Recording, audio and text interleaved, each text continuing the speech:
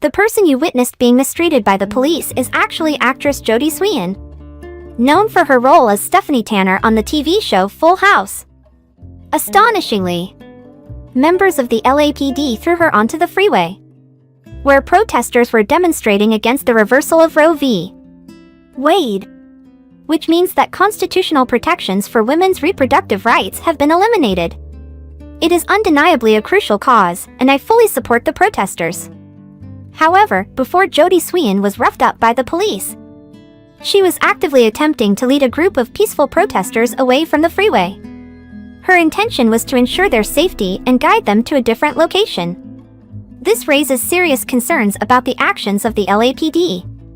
Mike Ade, who tweeted about this incident, describes Jodie as a true advocate for the cause, emphasizing the need for caution and vigilance among other protesters. It's essential to address the misconception that police brutality is acceptable when protesters block freeways. Jodie Sweetin was not trying to block the freeway. She was endeavoring to remove the protesters from harm's way before she herself was forcefully thrown onto the freeway. Thankfully, she did not sustain any injuries, which is a relief. In a statement to People magazine, Jodie expressed her unwavering commitment to activism, stating that their voices will persist until they are heard and meaningful action is taken. This incident will not deter them from fighting for their rights. We will only achieve true freedom when every individual is liberated. Therefore, I commend those, including Jodie Sweetin, who have taken to the streets to protest the current situation. Protests play a significant role, but we must also recognize that protests alone, without a well-structured plan and organization, may have limited outcomes. We witnessed this after the events of the summer of 2020. This is why it is crucial to build labor power in our country. As many of you are aware, there are various proposed solutions to counteract the damage caused by corporate politicians. One popular idea is a general strike, which I understand and support. However, we must educate ourselves on the necessary preparations and requirements for a successful general strike. It is not something that can be achieved overnight or with the snap of our fingers.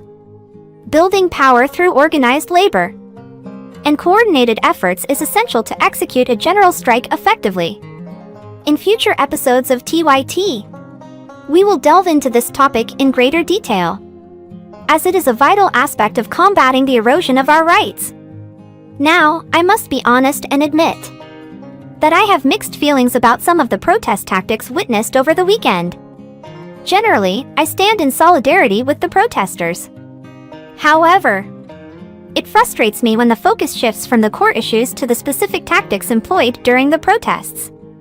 The objective of these demonstrations is for people to express their legitimate frustrations and outrage, which we must respect and protect. Protests are not meant to be convenient or comfortable for those observing from the sidelines. Merely staging a protest in a designated area with the proper permits, ensuring minimal disruption and discomfort for others, undermines the purpose. If a protest lacks the ability to effectively draw attention and bring about tangible results, then it falls short of fulfilling its purpose. It is crucial to recognize the significance of these protests and the issues they strive to address. Merely staging a protest without making an impact or receiving the attention it deserves undermines its effectiveness. While criticism of protests is valid, particularly when they cause inconveniences such as traffic congestion, it is essential to understand the laws governing protests, especially in red states. In some cases, legislation has been passed that allows drivers to run over protesters blocking roads. Therefore, it is crucial for protesters to be informed and prioritize their safety.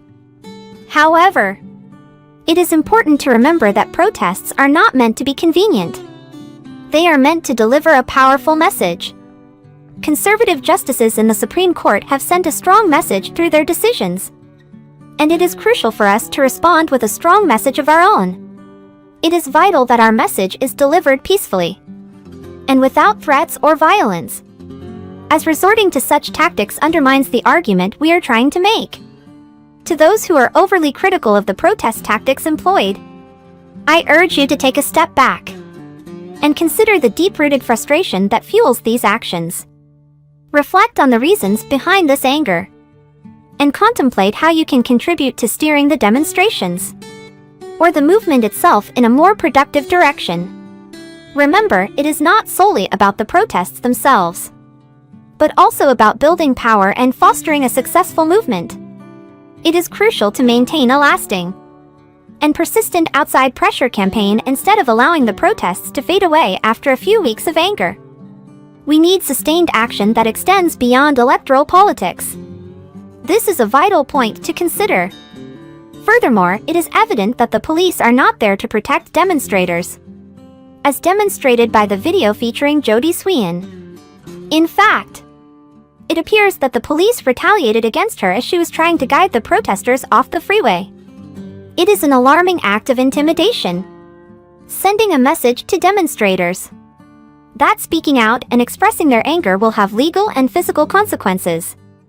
Despite this, it is inspiring to see that protesters, including Jody Swean, remain undeterred and continue to raise their voices, as it is exactly what we need. I agree with journalist Mike Aide, who emphasizes the importance of staying vigilant and taking precautions to ensure personal safety. If possible, working from home should be considered, especially when freeways are being shut down. Instead of directing frustration towards protesters, we should focus on understanding the message they are trying to convey and determine how we can support their cause. It is not just about women's reproductive rights. Clarence Thomas's intentions signal a broader attack on constitutional protections, including the rights of same-sex couples to marry and media libel laws. All the rights we have enjoyed are now under threat of reversal. Therefore, rather than being excessively critical, let us think about constructive ways to contribute and make this movement as productive and successful as possible.